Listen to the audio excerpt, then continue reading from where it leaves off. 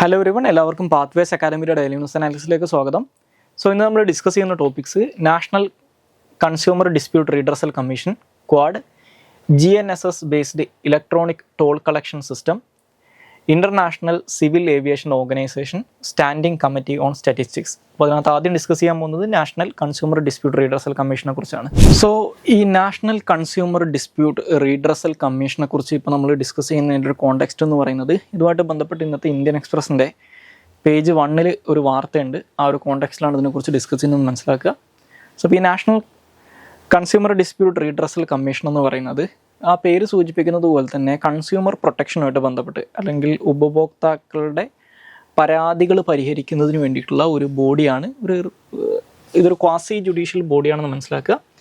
ഇത് 1986 consumer protection ആക്ടിൻ്റെ അടിസ്ഥാനത്തിൽ 1988 establish ചെയ്യപ്പെടുന്നത്. ഇപ്പോൾ ഈ 86 നിയമത്തിനെ റീപ്ലേസ് ചെയ്തുകൊണ്ട് വേറൊരു കൺസ്യൂമർ പ്രൊട്ടക്ഷൻ ആക്ട് ആണ് നിലവിലുള്ളത്. അപ്പോൾ ആ പുതിയ നിയമത്തിലും ഈ ഒരു ബോഡിയെക്കുറിച്ച് പറയുന്നുണ്ട്.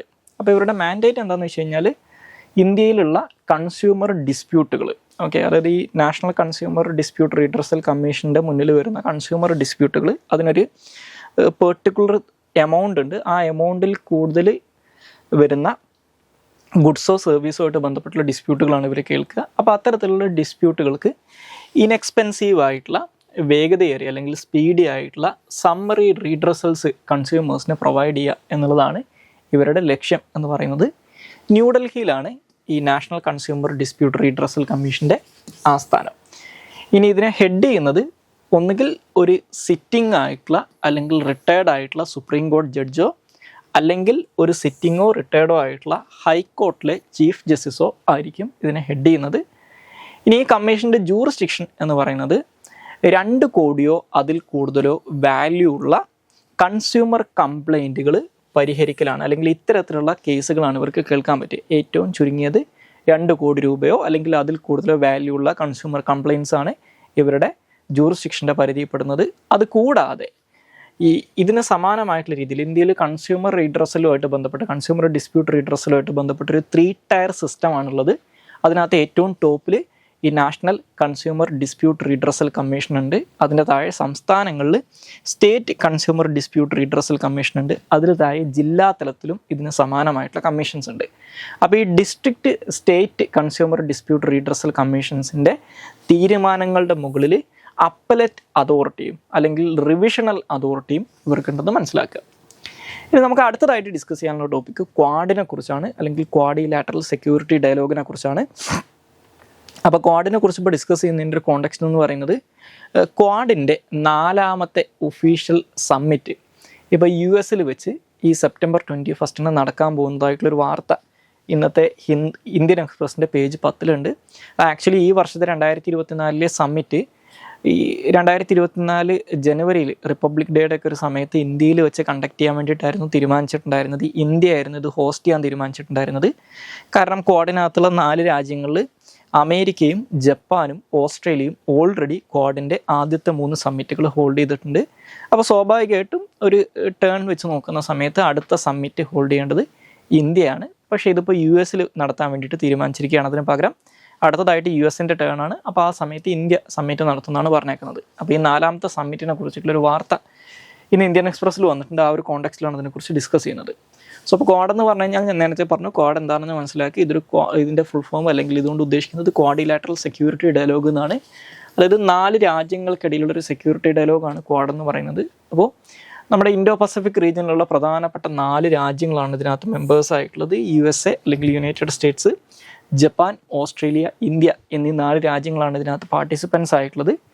ഈ പറയുന്ന 4 രാജ്യങ്ങൾക്കിടയിൽ ഇത്തരത്തിൽ ഒരു ഗ്രൂപ്പിംഗ് ഫോം ചെയ്യുക അല്ലെങ്കിൽ ഒരു സം കൈൻഡ് ഓഫ് ഒരു അലയൻസ് ഫോം ചെയ്യുക എന്നുള്ളത് 2007 ആദ്യമായിട്ട് പ്രപ്പോസ് ചെയ്യപ്പെടുന്നത്. അന്നത്തെ ജാപ്പനീസ് പ്രൈം മിനിസ്റ്റർ ആയിരുന്ന ഷിൻസോ ആബെയാണ് ഇത് ആദ്യമായിട്ട് പ്രപ്പോസ് ചെയ്യുന്നത്.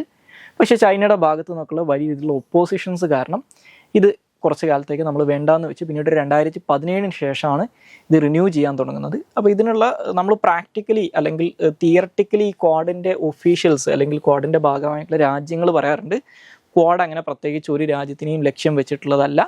ഇതിൻ്റെ ലക്ഷ്യം എന്ന് പറയുന്നത് ബേസിക്കലി ഈ 4 രാജ്യങ്ങൾ അല്ലെങ്കിൽ ഇൻഡോ പസഫിക്കിനെ പൊതുവിലായിട്ട് ബാധിക്കുന്ന പ്രശ്നങ്ങൾ അഡ്രസ്സ് ചെയ്യുന്നതിന് വേണ്ടിയിട്ട് പരസ്പരം സഹകരിക്കുക എന്നുള്ളതാണ് ഇതിൻ്റെ ലക്ഷ്യം. അതുപോലെ തന്നെ ഒരു ഓപ്പൺ ഇൻഡോ പസഫിക് അല്ലെങ്കിൽ ഇൻഡോ പസഫിക്കിനകത്ത് ഫ്രീഡം ഓഫ് നാവിഗേഷൻ എൻഷുർ ചെയ്യുക. അതുപോലെ തന്നെ ഈ ഓപ്പൺ ഇൻഡോ പസഫിക് എന്നുള്ളൊരു ലക്ഷ്യം. അതുപോലെ തന്നെ റൂൾസ് ബേസ്ഡ് ഇൻ്റർനാഷണൽ ഓർഡറിനെ പ്രൊട്ടക്റ്റ് ചെയ്യും പ്രൊമോട്ട് ചെയ്യുകയും ചെയ്യുക.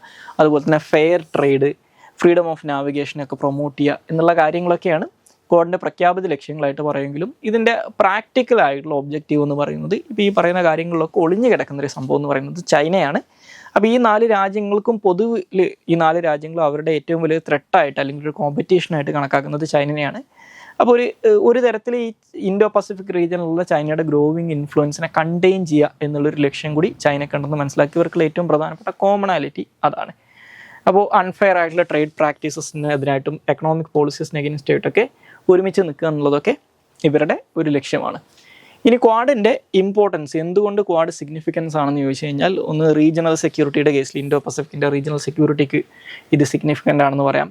ഈ ഫ്രീ ആൻഡ് ഓപ്പൺ ഇൻഡോ പസഫിക്കിനെ പ്രൊമോട്ട് ചെയ്യുന്നു എന്ന് പറയാം. എക്കണോമിക് കോപ്പറേഷൻ ആൻഡ് ഡെവലപ്മെൻറ്റ് ഉണ്ട്, ഷെയർഡ് വാല്യൂസ്, ഡെമോക്രസിക്ക് പോലുള്ള ഷെയർഡ് വാല്യൂസ് ഉണ്ട്, humanitarian assistance and disaster relief അല്ലെങ്കിൽ ഡിസാസ്റ്റർ റെസ്പോൺസ് പറയാം. ഇനി ഇതിൻ്റെ ചാലഞ്ചസ് എന്ന് പറയുന്നത് ഈ പറയുന്ന രാജ്യങ്ങൾക്ക് എല്ലാവർക്കും ചൈനയുമായിട്ട് ബന്ധപ്പെട്ട് ചില റിസർവേഷൻസ് അല്ലെങ്കിൽ ചില ഇഷ്യൂസ് ഉണ്ടെങ്കിലും ഇവരെല്ലാവരും തന്നെ ട്രേഡിൻ്റെ കേസിൽ വലിയൊരളവോളം ചൈനയെ ഡിപ്പെൻഡ് ചെയ്ത് ജീവിക്കുന്നവരാണ്. ഇപ്പോൾ ഇന്ത്യ ആണെങ്കിലും US ആണെങ്കിലും എല്ലാം തന്നെ ഇവരുടെയൊക്കെ തന്നെ one of the biggest trading partner എന്ന് പറയുന്നത് ചൈനയാണ്. അതുപോലെ തന്നെ ക്വാഡിലെ രാജ്യങ്ങൾക്കിടയിൽ വലിയ രീതിയിലുള്ള ഇൻ ടേംസ് ഓഫ് കേപ്പബിലിറ്റീസിൻ്റെയും റിസോഴ്സസിൻ്റെയും കേസിൽ വലിയ രീതിയിലുള്ള ഡിസ്പാരിറ്റീസ് ഉണ്ട്. അതുപോലെ തന്നെ ഈ ചൈനയ്ക്കെതിരായിട്ട് കോമൺ ആയിട്ട് ചില ഇഷ്യൂസ് അല്ലെങ്കിൽ ചൈനയുമായിട്ട് ബന്ധപ്പെട്ട് ചില പ്രശ്നങ്ങൾ ഇവർക്ക് എല്ലാവർക്കും ഉണ്ടെങ്കിലും മറ്റുള്ള കോമണാലിറ്റീസ് ഒന്നും ഇവരുടെ നാഷണൽ ഇൻട്രസ്റ്റിൻ്റെ കേസിലോ അല്ലെങ്കിൽ ജിയോ പൊളിറ്റിക്കൽ ആംബിഷൻസിൻ്റെ കേസിലൊന്നും അല്ലെങ്കിൽ പ്രയോറിറ്റീസിൻ്റെ കേസിലൊന്നും കോമണാലിറ്റീസ് ഇല്ല. മറ്റു പല കാര്യങ്ങളും ഡിഫറൻസ് ഓഫ് ഒപ്പീനിയൻസ് ഇവർക്കുണ്ടെന്ന് മനസ്സിലാക്കുക. ഇനി നമുക്ക് അടുത്തതായിട്ട് ഡിസ്കസ് ചെയ്യാനുള്ളത് global navigation system satellite system based electronic toll collection സിസ്റ്റത്തെ കുറിച്ചാണ്. ഇപ്പോൾ നമ്മുടെ ഇന്ത്യയിൽ ഇപ്പോൾ ഈ ഫാസ്ടാഗ് ബേസ്ഡ് ചെയ്തിട്ടുള്ള ടോൾ കളക്ഷൻ സിസ്റ്റമാണ് നാഷണൽ ഹൈവേസിലുള്ളത്. അപ്പോൾ അതിന് പകരം അല്ലെങ്കിൽ അതിൻ്റെ കൂടെ അടുത്ത വർഷം തൊട്ട് ഈ global navigation satellite system base ചെയ്തിട്ടുള്ള ടോൾ കളക്ഷൻ, അതൊരു സീംലെസ് ആയിട്ടുള്ള ടോൾ കളക്ഷൻ മെത്തേഡാണ്. കുറച്ചും കൂടി ഈസിയാണ്. ഈ പറയുന്ന ട്രാഫിക് കൺജഷൻസും കാര്യങ്ങളൊക്കെ ഒഴിവാക്കാൻ പറ്റും, ആളുകളുടെ ടൈം കുറച്ചും കൂടി സേവ് ചെയ്യാൻ പറ്റും, കുറച്ചും കൂടി എഫിഷ്യൻ്റ് ആണ് എന്നുള്ളതുകൊണ്ട് ഈ ഫാസ്ടാഗിൻ്റെ കൂടെ ഇതും കൂടി ഇൻ്റഗ്രേറ്റ് ചെയ്ത് 2025 തൊട്ട് ഇംപ്ലിമെൻറ്റ് ചെയ്യാൻ വേണ്ടിയിട്ട് national highway authority of India തീരുമാനിച്ചിട്ടുണ്ട്. അപ്പോൾ അതുമായിട്ട് ബന്ധപ്പെട്ട് ഈ പറയുന്ന GNS ടോളിംഗ് ട്രാൻസിഷനുമായിട്ട് ബന്ധപ്പെട്ടുള്ള ബിഡ് NHAI അല്ലെങ്കിൽ ministry of road transport and highways invite ചെയ്തതായിട്ടുള്ളൊരു വാർത്ത ഇന്നത്തെ ഇന്ത്യൻ എക്സ്പ്രസിൻ്റെ പേജ് 11 ആ ഒരു കോണ്ടെക്സ്റ്റിലാണ് അതിനെക്കുറിച്ച് ഡിസ്കസ് ചെയ്യുന്നത്. അപ്പോൾ ഈ global navigation satellite system base ചെയ്തിട്ടുള്ള ടോൾ കളക്ഷൻ മെത്തേഡ് അല്ലെങ്കിൽ ഇലക്ട്രോണിക് ടോൾ കളക്ഷൻ എന്ന് പറയുന്നത് ബേസിക്കലി ഇപ്പോൾ നമ്മൾ ഫാസ്ടാഗ് ഒക്കെ ഉപയോഗിച്ചുകൊണ്ട് ചെയ്യുന്നത് പോലത്തെ ഒരു ഇലക്ട്രോണിക് ടോൾ കളക്ഷൻ മെത്തേഡാണ്. പക്ഷേ അവിടെ ഇപ്പോൾ നമ്മൾ നിലവിൽ ചെയ്യുന്ന എന്താണ്, ടോൾ ബൂത്തുകളിൽ വാഹനം നിർത്തി ഈ പറയുന്ന ഫാസ്ടാഗ് സ്കാൻ ചെയ്തിട്ടാണ് ടോൾ കളക്ട് ചെയ്യുന്നത്. അപ്പോൾ അതിന് പകരം ഈ വാഹനങ്ങളിലുള്ള ഗ്ലോബൽ നാവിഗേഷൻ സാറ്റലൈറ്റ് സിസ്റ്റവുമായിട്ട് കണക്ട് ചെയ്തിട്ടുള്ള വാഹനങ്ങളെ അത് വെച്ചിട്ട് വാഹനങ്ങളെ ട്രാക്ക് ചെയ്തിട്ട് അവരുടെ ടോൾ എത്രയാണ്, എത്ര കിലോമീറ്റർ അവർ ഈ ടോൾഡ് ആയിട്ടുള്ള ഹൈവേസിലൂടെ സഞ്ചരിച്ചിട്ടുണ്ട്, അപ്പോൾ അത് ആ കിലോമീറ്റർ കണക്കാക്കിയിട്ട് അതിൻ്റെ ബേസിസിൽ ടോൾ കാൽക്കുലേറ്റ് ചെയ്ത് ടോൾ കളക്ട് ചെയ്യുന്ന ഒരു ബാരിയർ ഫ്രീ മെത്തേഡാണ് അല്ലെങ്കിൽ ഒരു barrier free electronic toll collection മെത്തേഡാണ് ഈ global navigation satellite system based electronic toll collection system അല്ലെങ്കിൽ മെത്തേഡ് എന്ന് പറയുന്നത്. അപ്പോൾ ഈ ഗ്ലോബൽ നാവിഗേഷൻ സാറ്റലൈറ്റ് സിസ്റ്റം എന്ന് പറഞ്ഞു കഴിഞ്ഞാൽ അത് GPS ആവാം, GLONASS ആവാം, ഇത്തരത്തിലുള്ള ഒരുപാട് സാറ്റലൈറ്റ് സിസ്റ്റംസ് ഉണ്ട്. അപ്പോൾ ഇത്തരത്തിലുള്ള സാറ്റലൈറ്റ് സിസ്റ്റം ബേസ് ചെയ്തിട്ടാണ് ഈ വെഹിക്കിൾസിനെ ട്രാക്ക് ചെയ്യുന്നത്.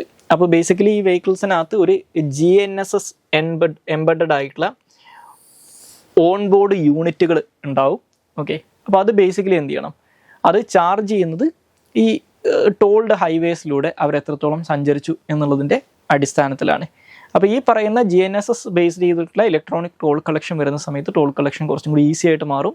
അപ്പോൾ നമുക്കിത് ഒറ്റയടിക്ക് ഈ ഫാസ്ടാഗിന് റീപ്ലേസ് ചെയ്യാൻ പറ്റില്ല. ഈ ബാരിയർ ഫ്രീ ടോൾ എന്ന് പറയുന്നത് ഈസി ആയിട്ട് ഇംപ്ലിമെൻറ്റ് ചെയ്യാൻ പറ്റില്ല. അപ്പോൾ ഇപ്പോൾ ഇത് പ്ലാൻ ചെയ്തിട്ടുള്ള എങ്ങനെയാണെന്ന് വെച്ച് കഴിഞ്ഞാൽ ഇപ്പം നിലവിലുള്ള ഈ ഫാസ്ടാഗ് എക്കോ സിസ്റ്റത്തിനകത്ത് ഇതും കൂടി ഇൻറ്റഗ്രേറ്റ് ചെയ്യാനാണ് തീരുമാനിച്ചിട്ടുള്ളത്. അപ്പോൾ ഒരു ഹൈബ്രിഡ് മോഡിൽ ഫാസ്ടാഗും ഉണ്ടാവും, അതിൻ്റെ കൂടെ ഇതും ഉണ്ടാവും.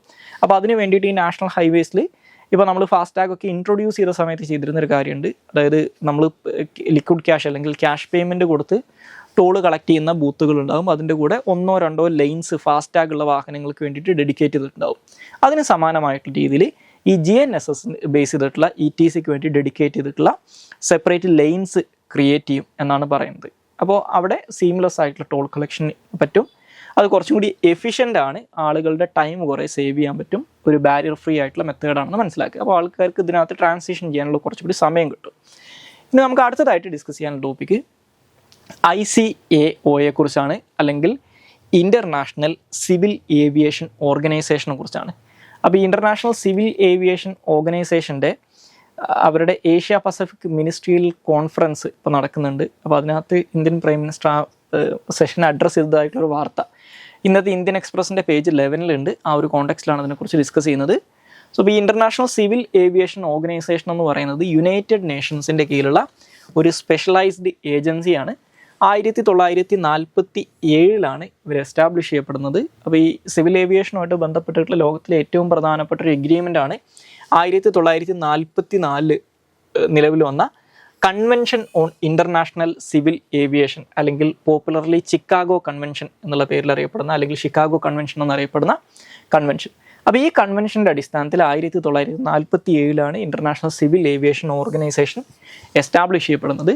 അപ്പോൾ ഇവരുടെ ഫംഗ്ഷൻ എന്ന് പറയുന്നത് ഇൻ്റർനാഷണൽ ലെവലിലുള്ള സിവിൽ ഏവിയേഷനുമായിട്ട് ബന്ധപ്പെട്ടിട്ടുള്ള കാര്യങ്ങളെ കോർഡിനേറ്റ് ചെയ്യുക എന്നുള്ളതാണ്.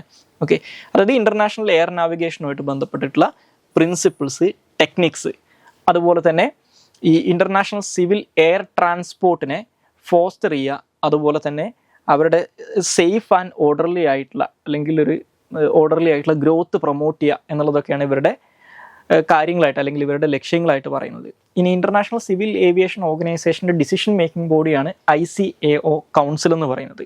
അപ്പോൾ ആ കൗൺസിലാണ് ഇൻ്റർനാഷണൽ സിവിൽ ഏവിയേഷനുമായിട്ട് ബന്ധപ്പെട്ടിട്ടുള്ള നാവിഗേഷൻ, എയർ നാവിഗേഷൻ, അതുപോലെ തന്നെ അതിൻ്റെ ഇൻഫ്രാസ്ട്രക്ചർ, ഫ്ലൈറ്റ് ഇൻസ്പെക്ഷൻസ്, അതുപോലെ തന്നെ അൺലോഫുള്ളായിട്ടുള്ള ഇൻ്റർഫിയറൻസ് പ്രിവെൻറ്റ് ചെയ്യുക, ഇങ്ങനെയുള്ള കാര്യങ്ങളൊക്കെ ആയിട്ട് ബന്ധപ്പെട്ടിട്ടുള്ള സ്റ്റാൻഡേർഡ്സ് അഡോപ്റ്റ് ചെയ്യുക, അതുപോലെ തന്നെ പ്രാക്ടീസസ് റെക്കമെൻഡ് ചെയ്യുന്നതൊക്കെ അവരാണ്. അതുകൂടാതെ ഈ ഇൻ്റർനാഷണൽ സിവിൽ ഏവിയേഷനുമായിട്ട് ബന്ധപ്പെട്ടിട്ടുള്ള ബോർഡർ ക്രോസിംഗ് പ്രൊസീജിയേഴ്സ് അത് ഫെസിലിറ്റേറ്റ് ചെയ്യുന്നതും ഇവർ തന്നെയാണ്. അപ്പോൾ ഈ കാര്യങ്ങളൊക്കെയാണ് ഇൻ്റർനാഷണൽ സിവിൽ ഏവിയേഷൻ്റെ കൗൺസിൽ ചെയ്യുന്നത്. ഇനി ഇവരുടെ ഹെഡ് ക്വാർട്ടേഴ്സ് ലൊക്കേറ്റ് ചെയ്തിട്ടുള്ളത് കാനഡയിലെ മോൺട്രിയലിലാണ്. നിലവിൽ 193 രാജ്യങ്ങളാണ് ഇതിനകത്ത് മെമ്പേഴ്സ് ആയിട്ടുള്ളത്. അതിനകത്ത് ശ്രദ്ധിക്കേണ്ടത് ഈ 193 രാജ്യങ്ങളെന്ന് പറയുന്നത്, ഇന്ന് നമ്മുടെ യുണൈറ്റഡ് നേഷൻസിൽ 193 അംഗരാജ്യങ്ങളാണ്. പക്ഷേ UN ഒരു രാജ്യം ഇതിൽ മെമ്പറല്ല. UN 192 രാജ്യങ്ങളും പ്ലസ് കുക്ക് ഐലൻഡുമാണ് ഇതിനകത്ത് മെമ്പേഴ്സ് ആയിട്ടുള്ളത്. സോ UN മെമ്പറായിട്ട് ഇൻ്റർനാഷണൽ സിവിൽ ഏവിയേഷൻ ഓർഗനൈസേഷനിൽ മെമ്പർ അല്ലാത്ത രാജ്യം എന്ന് പറയുന്നത് യൂറോപ്യൻ രാജ്യമായിട്ടുള്ള ലിക്കൻസ്റ്റൈൻ എന്ന് പറയുന്ന ഒരു രാജ്യമാണ്. അതൊരു വളരെ ചെറിയൊരു ടൈനി ലാൻഡ് ലോക്ക്ഡ് കൺട്രിയാണിത്. അവർക്ക് സ്വന്തമായിട്ട് ഇൻ്റർനാഷണൽ എയർപോർട്ടില്ല. അതുകൊണ്ട് UN ആ ഒരു രാജ്യം മാത്രം ഇതിൽ മെമ്പർ അല്ല എന്നത് ഓർത്തിരിക്കുക. ഇനി ഈ പറയുന്ന ഇൻ്റർനാഷണൽ സിവിൽ ഏവിയേഷൻ ഓർഗനൈസേഷൻ്റെ ഡിസിഷൻ മേക്കിംഗ് ബോഡി എന്ന് പറയുന്നത് ഇവരുടെ കൗൺസിലാണ്. ഈ കൗൺസിലിനെ ഇൻ്റർനാഷണൽ സിവിൽ ഏവിയേഷൻ ഓർഗനൈസേഷൻ്റെ അസംബ്ലി ഉണ്ട്, എല്ലാ മെമ്പേഴ്സും ഉൾപ്പെടുന്നതാണ് ഈ അസംബ്ലി. ഈ അസംബ്ലി എല്ലാ 3 വർഷം കൂടുമ്പോഴും 3 വർഷത്തേക്ക് ഇലക്ട് ചെയ്യാണ് ചെയ്യാറുള്ളത്. ഈ കൗൺസിലിനകത്ത് 36 മെമ്പേഴ്സാണുള്ളത്. 3 ഗ്രൂപ്പുകളിലായിട്ടാണ് ഈ 36 മെമ്പേഴ്സ് ഉള്ളത്. ഗ്രൂപ്പ് 1, 2, 3 എന്ന് പറഞ്ഞിട്ട് 3 ഗ്രൂപ്പുകളാണുള്ളത്. ഡിഫറൻ്റ് ആയിട്ടുള്ള 3 ഗ്രൂപ്പുകളാണ്. 3 ഗ്രൂപ്പുകളായിട്ട് 36 മെമ്പേഴ്സാണ് ഉള്ളത്. ഇനി ഇത് കൂടാതെ ഈ പറയുന്ന ഇൻ്റർനാഷണൽ സിവിൽ ഏവിയേഷൻ ഓർഗനൈസേഷൻ്റെ കീഴിൽ ഇവർക്കൊരു എയർ നാവിഗേഷൻ കമ്മീഷൻ ഉണ്ട്. അപ്പോൾ അത് ബേസിക്കലി ഈ ഇൻ്റർനാഷണൽ സിവിൽ ഏവിയേഷൻ ഓർഗനൈസേഷൻ്റെ കൗൺസിലിൻ്റെ ടെക്നിക്കൽ എക്സിക്യൂട്ടീവ് ബോഡിയാണ് എയർ നാവിഗേഷൻ കമ്മീഷൻ എന്ന് പറയുന്നത്. അപ്പോൾ ഈ എയർ നാവിഗേഷൻ കമ്മീഷൻ എന്ന് പറഞ്ഞു കഴിഞ്ഞാൽ ഇതിനകത്ത് 19 കമ്മീഷണേഴ്സാണ് ഉള്ളത്. ഈ ICAO സ്റ്റേറ്റുകൾ അവരുടെ ഡിഫറെൻ്റ് ഏവിയേഷൻ ഡൊമൈൻസിനകത്ത് എക്സ്പേർട്സ് ആയിട്ടുള്ള ആൾക്കാരെ നോമിനേറ്റ് ചെയ്തിട്ടാണ് ഈ 19 കമ്മീഷണേഴ്സ് വരുന്നതെന്ന് മനസ്സിലാക്കുക. ഇനി നമുക്ക് അടുത്തതായിട്ട് ഡിസ്കസ് ചെയ്യാനുള്ളത് SCOSനെ കുറിച്ചാണ്, അല്ലെങ്കിൽ സ്റ്റാൻഡിങ് കമ്മിറ്റി ഓൺ സ്റ്റാറ്റിസ്റ്റിക്സിനെ കുറിച്ചാണ്. അപ്പോൾ റീസെൻ്റ്ലിയാണ് നമ്മുടെ ഗവൺമെൻറ്, അല്ലെങ്കിൽ union ministry of statistics and programme ഇംപ്ലിമെൻറ്റേഷന് ഇന്ത്യയിലുള്ള ഒരു 14 അംഗ സ്റ്റാൻഡിങ് കമ്മിറ്റി ഓൺ സ്റ്റാറ്റിസ്റ്റിക്സിനെ പിരിച്ചുവിട്ടത്. അപ്പോൾ അത് പിരിച്ചുവിടാനുള്ള കാരണം ഇപ്പോൾ പുതുതായിട്ട് എസ്റ്റാബ്ലിഷ് ചെയ്തിട്ടുള്ള മറ്റൊരു ബോഡി ഉണ്ട്. അതായത് ഒരു steering committee for national sample survey എന്ന് പറയുന്നൊരു കമ്മിറ്റി ഉണ്ട്. അപ്പോൾ ആ കമ്മിറ്റിയുമായിട്ട് ഇവരുടെ ഫങ്ഷൻസ് ഓവർലാപ്പ് ചെയ്യുന്നു എന്ന് പറഞ്ഞിട്ടാണ് ഈ ഒരു സ്റ്റാൻഡിംഗ് കമ്മിറ്റി ഓൺ സ്റ്റാറ്റിസ്റ്റിക്സിനെ പിരിച്ചുവിട്ടത്. അപ്പോൾ ഇതുമായിട്ട് ബന്ധപ്പെട്ട് ഈ സ്റ്റാൻഡിംഗ് കമ്മിറ്റി ഓൺ സ്റ്റാറ്റിസ്റ്റിക്സിൻ്റെ ഡെസൊല്യൂഷനുമായിട്ട് ബന്ധപ്പെട്ട് ഇവർ എന്ത് ജോലിയായിരുന്നു ചെയ്തിട്ടുണ്ടായിരുന്നത്, അതിൻ്റെ സിഗ്നിഫിക്കൻസ് എന്താണ്, ഇന്ത്യയിലെ സ്റ്റാറ്റിസ്റ്റിക്സുമായിട്ട് ബന്ധപ്പെട്ടുള്ള ഇഷ്യൂസ് എന്തൊക്കെയാണെന്നൊക്കെ പറഞ്ഞിട്ടൊരു ഒരു ഡീറ്റെയിൽഡ് ആർട്ടിക്കിൾ ഇന്നത്തെ ഹിന്ദുവിൻ്റെ പേജ് 12 വന്നിട്ടുണ്ട്. ആ ഒരു കോണ്ടെക്സ്റ്റിലാണ് ഇതിനെക്കുറിച്ച് ഡിസ്കസ് ചെയ്യുന്നത്. സോ ഈ സ്റ്റാൻഡിംഗ് കമ്മിറ്റി ഓൺ സ്റ്റാറ്റിസ്റ്റിക്സ് എന്ന് പറയുന്നത് 2023 ഇന്ത്യയിൽ എസ്റ്റാബ്ലിഷ് ചെയ്യപ്പെടുന്നത്. ഒരു 14 അംഗ കമ്മിറ്റിയാണിത്. ഇത് എസ്റ്റാബ്ലിഷ് ചെയ്യുന്നത് 2023 നേരത്തെ ഉണ്ടായിരുന്ന ഒരു standing committee on economic statistics എന്ന് പറയുന്ന കമ്മിറ്റിക്ക് പകരം അല്ലെങ്കിൽ അതിനെ റീപ്ലേസ് ചെയ്തുകൊണ്ടാണ്, അതിനെ റീസ്ട്രക്ചർ ചെയ്തുകൊണ്ടാണ് ഈ സ്റ്റാൻഡിംഗ് കമ്മിറ്റി ഓൺ സ്റ്റാറ്റിസ്റ്റിക്സ് നിലവിൽ വരുന്നത്.